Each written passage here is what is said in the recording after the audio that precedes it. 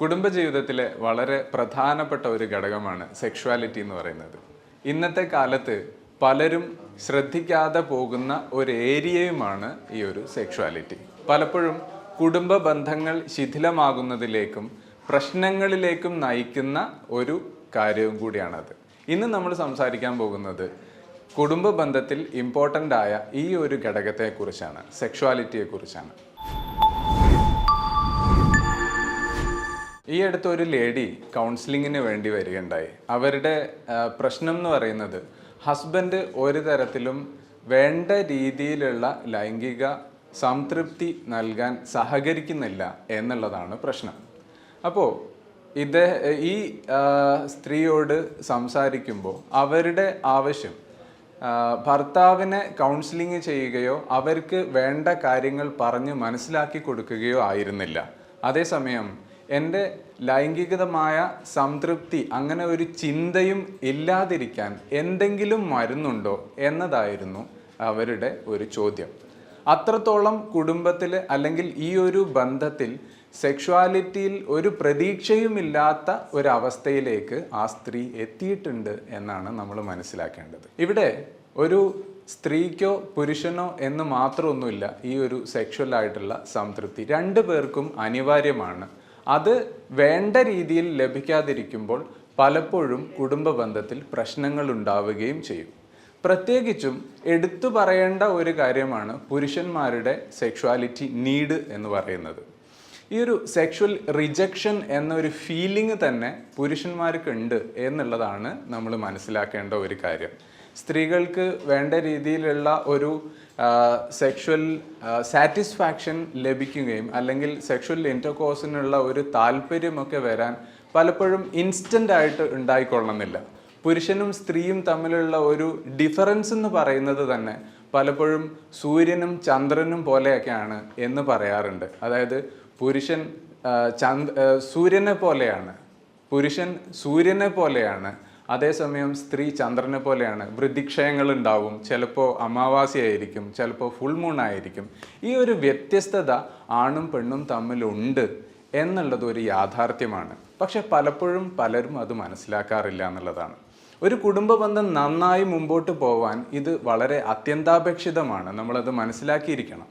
ഒരു പുരുഷൻ്റെ sexual need ഭാര്യയ്ക്ക് അത് മനസ്സിലാക്കുകയും സംതൃപ്തിപ്പെടുത്താൻ സാധിക്കാതിരിക്കുകയും ചെയ്യുകയാണെന്നുണ്ടെങ്കിൽ മറ്റെന്തെല്ലാം കാര്യത്തിൽ നമ്മൾ വേണ്ട കാര്യങ്ങളൊക്കെ ചെയ്യുന്നുണ്ടെങ്കിൽ പോലും പലപ്പോഴും അതൊരു നല്ല റിലേഷൻഷിപ്പ് ക്രിയേറ്റ് ചെയ്യില്ല, അല്ലെങ്കിൽ മെയിൻറ്റെയിൻ ചെയ്ത് കൊണ്ടുപോകാൻ വേണ്ടി സാധിക്കില്ല എന്നുള്ളതാണ്. സെക്ഷുവൽ സാറ്റിസ്ഫാക്ഷനിലേക്ക് വരുമ്പോൾ മറ്റൊരു വ്യത്യസ്തത എന്ന് പറയുന്നത് സ്ത്രീകളെ സംബന്ധിച്ചിടത്തോളം കൂടുതലും അവർ ഒരു തുടക്കം എന്നുള്ള രീതിയിൽ അല്ലെങ്കിൽ ഏറ്റവും പ്രധാനമായ ഒരു ഘടകം എന്ന് പറയുന്നത് റൊമാൻസിങ് ആയിരിക്കാം. അതേസമയം ഒരു പുരുഷനെ സംബന്ധിച്ചിടത്തോളം ഏറ്റവും ഫസ്റ്റ് ഭാഗമായി വരുന്നത് തന്നെ, ഒരു പ്രധാന ഭാഗമായി വരുന്നത് തന്നെ സെക്ഷുവാലിറ്റിയാണ്. അപ്പോൾ ആ ഒരു സെക്ഷുവൽ സാറ്റിസ്ഫാക്ഷൻ പുരുഷന് ഉണ്ടാകുന്നില്ല എന്നുണ്ടെങ്കിൽ അത് ഒരു റൊമാൻസിങ്ങിലേക്കും അതുപോലെ നല്ല ഒരു റിലേഷൻഷിപ്പ്, ഭാര്യയുമായി ഒരു നല്ല റിലേഷൻഷിപ്പിലേക്കും കൊണ്ടുപോവാൻ പലപ്പോഴും പുരുഷന് സാധിക്കാത്ത ഒരവസ്ഥ ഉണ്ടാക്കാം. ഈ ഒരു അവസ്ഥ, അതായത് ഭാര്യ എന്നെ വേണ്ട രീതിയിൽ പരിഗണിക്കുന്നില്ല എന്നുള്ള ഒരു ഫീലിംഗ് ഉണ്ടാവാൻ കാരണമാകുന്ന ഒരവസ്ഥയിലേക്ക് പോകും. അപ്പോൾ സ്വാഭാവികമായും അതിന് തുടർച്ചയായി വരുന്ന ഒരു കാര്യം എന്ന് പറയുന്നത് മറ്റേതെങ്കിലും കാര്യങ്ങളിൽ പലപ്പോഴും ഭാര്യയോട് ദേഷ്യപ്പെടുകയോ മറ്റ് പ്രശ്നങ്ങൾ ഉണ്ടാക്കുന്ന അല്ലെങ്കിൽ സ്വാഭാവികമായും ഉണ്ടായി വരുന്ന ഒരു സാഹചര്യത്തിലേക്ക് കടക്കുകയോ ചെയ്തേക്കാം. ചിലപ്പോഴൊക്കെ ഞാൻ നേരത്തെ പറഞ്ഞതുപോലെ പുരുഷന്മാരെ പരിഗണിക്കുന്നില്ല എന്ന് പറഞ്ഞതുപോലെ തന്നെ സ്ത്രീകളെ വേണ്ട രീതിയിൽ എങ്ങനെ പരിഗണിക്കണമെന്നും ഏത് രീതിയിൽ സെക്ഷുവൽ സാറ്റിസ്ഫാക്ഷൻ കൊടുക്കണം എന്നും മനസ്സിലാക്കാത്ത അല്ലെങ്കിൽ വേണ്ട കാര്യങ്ങൾ ചെയ്യാൻ അറിയാത്ത പല ആളുകളെയും നമ്മൾ കാണാറുണ്ട്. ഇത്തരം ഒരു സാഹചര്യങ്ങൾ ഉണ്ടാകുമ്പോൾ, ഈ പറഞ്ഞ പ്രശ്നങ്ങളൊക്കെ ഉണ്ടാകുമ്പോൾ പലപ്പോഴും കുടുംബത്തെ ശിഥിലമാക്കുന്ന എക്സ്ട്രാ മാരിറ്റൽ റിലേഷൻഷിപ്പിലേക്കൊക്കെ പോകുന്ന ഒരു സാഹചര്യം നമ്മൾ എപ്പോഴും കാണാറുണ്ട്. അപ്പോൾ ഇത്തരം പ്രശ്നങ്ങളൊന്നും ഇല്ലാതിരിക്കാൻ വേണ്ടി വേണ്ട രീതിയിലുള്ള സെക്ഷുവൽ എഡ്യൂക്കേഷൻ അല്ലെങ്കിൽ ഫാമിലി ലൈഫിൽ ഏത് രീതിയിലാണ് സെക്ഷുവൽ സാറ്റിസ്ഫാക്ഷൻ തൻ്റെ പാർട്ട്ണർക്ക് കൊടുക്കാൻ സാധിക്കേണ്ടത്, അതിന് എന്തൊക്കെ കാര്യങ്ങൾ നമ്മൾ അറിഞ്ഞിരിക്കണം, ഏതൊക്കെ സ്കില്ലുണ്ടായിരിക്കണം എന്നുള്ളതും നമ്മൾ മനസ്സിലാക്കേണ്ടത് അത്യാവശ്യമാണ്. പലപ്പോഴും മുമ്പൊക്കെ ചില ആളുകൾ പറയുന്നത് കേട്ടിട്ടുണ്ട്, പോത്തുകൾക്ക് വരെ കുട്ടികൾ ഉണ്ടാവും, പിന്നെ ഇനിയിപ്പോൾ അതിന് വേണ്ടിയിട്ട് ഒരു ട്രെയിനിങ് എടുക്കേണ്ടതുണ്ടോ എന്ന് തമാശയായിട്ട് പറയുന്ന ഒരു സാഹചര്യം നമ്മൾ പലപ്പോഴും കേട്ടിട്ടുണ്ട്. പക്ഷേ ഇവിടെ മനുഷ്യ ജീവിതത്തിലേക്ക് കടന്നു വരുമ്പോൾ വളരെ വ്യതിരിക്തമായ ഒരു കാര്യമാണ് ഈ ഒരു കുടുംബജീവിതം എന്നുള്ളത്. ഒരുപാട് തയ്യാറെടുപ്പുകളും ഈ ഒരു കുടുംബജീവിതം നല്ല രീതിയിൽ മുമ്പോട്ട് കൊണ്ടുപോകാൻ ആവശ്യമാണ്.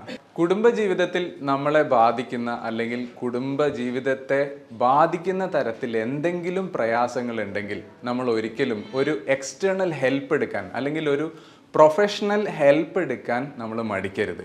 അത് നമ്മളുടെ ജീവിതത്തിനും നമ്മുടെ ജീവിതത്തിലെ സമാധാനത്തിനും നമ്മുടെ കുടുംബം നല്ല രീതിയിൽ മുമ്പോട്ട് പോകുന്നതിനും അത് അത്യാവശ്യമാണ്. നല്ല ഒരു സൈക്കോളജിസ്റ്റിനെയോ സെക്സോളജിസ്റ്റിനെയോ കൺസൾട്ട് ചെയ്യുക എന്നുള്ളത് ഒരിക്കലും ഒരു തെറ്റായ കാര്യമല്ല. നമ്മളുടെ പ്രശ്നങ്ങൾ ഒരു പ്രൊഫഷണലിനോട് ഷെയർ ചെയ്യുകയും അതിന് വേണ്ട ഒരു പരിഹാരത്തിലേക്ക് എത്തുകയും ചെയ്യുന്നത് നമ്മളുടെ സംതൃപ്തിക്കും നമ്മളുടെ കുടുംബ ജീവിതത്തിനും എപ്പോഴും നല്ലതാണ്. പുതിയൊരു വിഷയവുമായി നമുക്ക് വീണ്ടും കാണാം. അതുവരെ ബൈ.